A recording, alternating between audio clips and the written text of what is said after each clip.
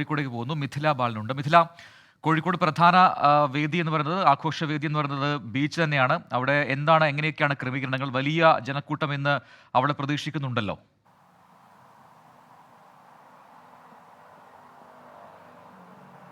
തീർച്ചയായും കോഴിക്കോട് ജില്ലയിൽ രണ്ടിടങ്ങളിലാണ് പ്രധാനമായി പുതുവത്സരാഘോഷങ്ങൾ നടക്കുക. ഒന്ന് നേരത്തെ സൂചിപ്പിച്ചതുപോലെ തന്നെ കോഴിക്കോട് ബീച്ചാണ്, മറ്റൊന്ന് മാനാഞ്ചിറയാണ്.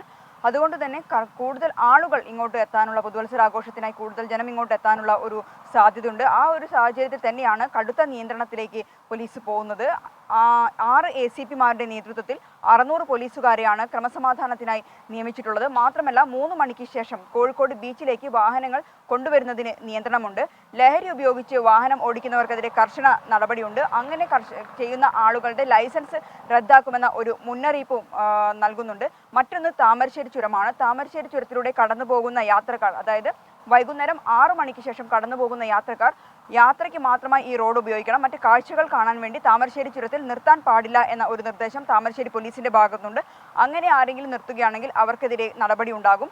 മറ്റൊന്ന് ഈ താമരശ്ശേരി ചുരത്തിലെ തട്ടുകടകളുടെ കാര്യമാണ്. ഈ തട്ടുകടകൾ 6 മണിക്ക് ശേഷം പ്രവർത്തിക്കാൻ പാടില്ല എന്ന ഒരു നിർദ്ദേശവും നൽകിയിട്ടുണ്ട്. ഇത്തരത്തിൽ അപകടങ്ങൾ ഒഴിവാക്കി സുഗമമായ ഒരു പുതുവത്സരാഘോഷത്തിനായി നിയന്ത്രണങ്ങളും അതേസമയം തന്നെ പരിശോധനയും ജില്ലാ പോലീസിന്റെ നേതൃത്വത്തിൽ ഇവിടെ ഉണ്ടാകും.